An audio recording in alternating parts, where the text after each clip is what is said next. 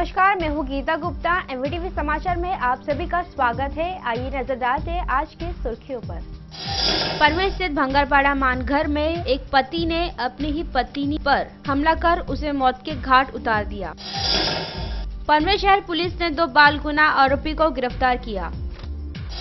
Navi Mumbai carpet संबंधित 2 गुनहगारों को गिरफ्तार किया गया। वाशी स्थित विष्णुदास भावे नाट्यगृह में सकाल वित्तव्रत का 45वां वार्षिक दिवस संपन्न हुआ। पनवेल शहर पुलिस ने 2 बाल गुना आरोपी से 10 मोटर वाहन चोरी के अपराध को सुलझाने में कामयाब रही। इनके पास से 4 मोटरसाइकिल जब्त किए गए। पनवेल शहर पुलिस थाने के परिसर में वाहन चोरी गुने करने वाले 2 बाल आरोपी से 10 मोटर वाहन चोरी के अपराध को सुलझाने में कामयाबी मिली। गुनहगारों को पकड़ने के लिए पनवेल शहर पुलिस ने एक स्पेशल टीम बनाई थी। हफ्ते भर में इस स्पेशल टीम के मार्गदर्शन में रेलवे स्टेशन, बस स्टॉप आदि जगहों पर आरोपी की तलाश में जुटे रहे।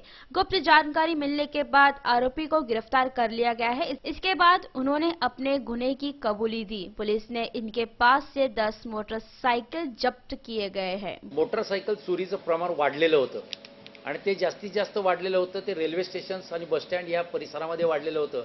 त्याप्रमाणे डीसीपी साहेबांच्या आदेशानुसार आम्ही पथक तयार केलं आणि त्या पथकानुसार त्या ठिकाणी ट्रॅप लावण्यात आला आणि तो ट्रॅप लावल्यानंतर त्या ठिकाणी भूषण शिंदे, पवार, जोशी, कोळी या लोकांनी तिथं ट्रॅप लावला आणि 2 बाल गुन्हेगार या पनवेल शहरामध्येच राहणारे त्यांना पकडलं। वीडियो जर्नलिस्ट प्रणीत के साथ राज चौहान, एमवीटीवी। पनवेल स्थित भंगारपाड़ा मानघर के रहीवासी संजय सुधाकर सकपाल उर्फ राजू पहनकर अपने ही पत्नी पर अवैध संबंध शक होने के चलते उसे मौत के घाट उतार दिया। पनवेल स्थित भंगारपाड़ा मानघर के रहवासी संजय सुधाकर सकपाल उर्फ राजू पहनकर अपनी ही पत्नी पर अवैध संबंध शक होने के चलते उसे मौत के घाट उतार दिया। हम आपको बता दें कि पूरी स्टोरी क्या है। पत्नी ललिता सकपाल को मायके घर की प्रॉपर्टी में 20 लाख का हिस्सा उसकी झोली में आई थी। पैसे को लेकर पति और पत्नी में काफी वाद विवाद भी हुआ और अवैध संबंध शक होने पर पत्नी को लात घुसा मारकर उसे मौत के घाट उतार दिया और उसके लाश को उसके ही घर के पीछे दफना दिया। 23 सप्टेंबरच्या नाईटला त्याने तिला रात्री बेदम मारहाण केली आणि मारहाण करत असताना त्याच्या घराच्या बाहेरच्या बाजूला ऐकणारा हे सगळं मारहाणात चालू आहे असा ऐकणारा एक प्राउंट विटनेस आम्हाला मिळालेला आहे।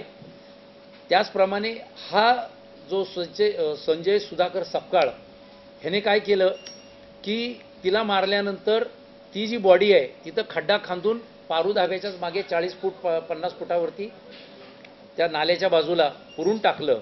वीडियो जर्नलिस्ट प्रणीत के साथ राज चौहान, एमवीटीवी। वाशी स्थित विष्णुदास भावे नाट्यगृह में सकाल न्यूज़पेपर का 45वां वार्षिक दिवस हर्षोल्लास के साथ संपन्न हुआ।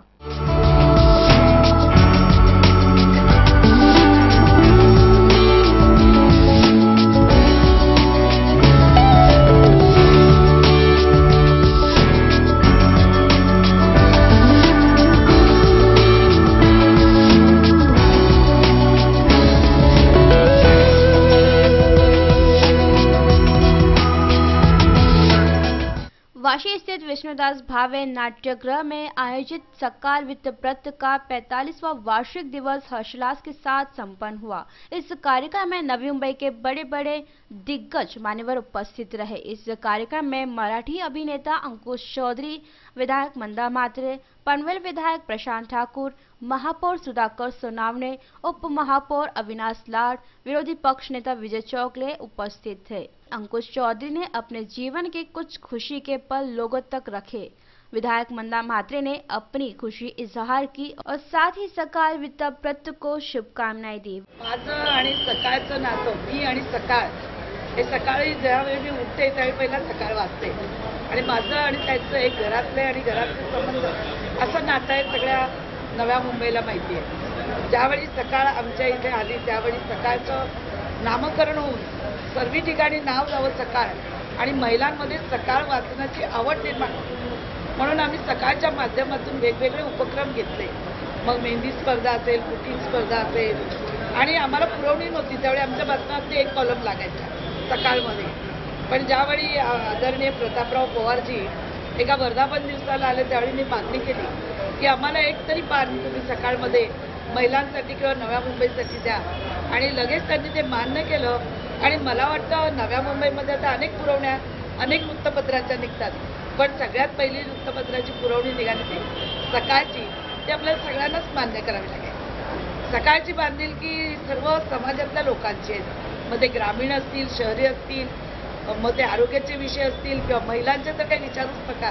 महिलांना तर एक पूर्ण पानच दिसतं. आणि महिलांच्या प्रत्येक विषयावरती, मग तो पाण्याचा विषय असेल, आरोग्याचा विषय असेल, शेतीचा विषय असेल, अनेक उपक्रम या सकाळच्या माध्यमातून या नव्या मुंबईमध्ये आज आपण पाहत होतो. त्याचं सर्क्युलेशन सुद्धा वाचक महिलांमध्ये जास्त आवड वाचकांची जी निर्माण केली. त्यावेळी गेले सतत आम्ही वर्षभर काही ना काही सकाळच्या माध्यमातून कार्यक्रम घ्यायचे. आणि म्हणून मी म्हटलं माझी आणि सकाळची ही घरची बांधिलकी आहे. आणि माझ्या मनापासून या 45 वर्षाचे जे सकाळ आमच्या इथे झालेलं आहे त्याला मनापासून माझ्यातर्फे, माझ्या कुटुंबियाच्या वतीने आणि भारतीय जनता पार्टीच्या वतीने मी लाख लाख शुभेच्छा देते. सकाळच्या वर्धापनाला मी इथे आलो आहे. 45वा आहे आणि मला खूप आनंद होतो की खूप वेळाला त्यांनी खूप चांगल्या चांगल्या सामाजिक गोष्टी केल्या.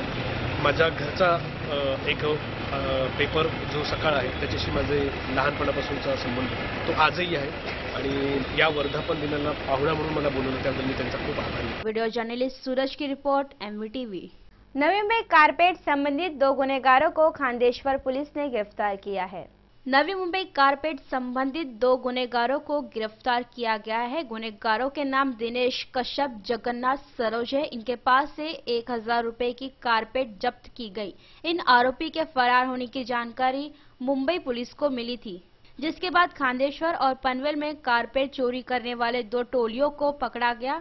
नाकाबंदी सुरू असताना एक संशयित कार आमच्या हद्दीमधून निघालेली असताना तिचा पाठलाग करून तिला थांबवण्यात आलं. त्या कारमध्ये दिनेश रामधनी कश्यप वय 22 वर्षे, जगन्नाथ उर्फ पप्पू रामनाथ सरोज वय 40 वर्ष राहणार गोवंडी चेंबूर या दोघांना संशयित म्हणून ताब्यात घेण्यात आलं. वीडियो जर्नलिस्ट प्रणीत के साथ राज चौहान, MVTV। आज के समाचार में बस इतना ही। तब तक के लिए नमस्कार और देखते रहिए MVTV चैनल।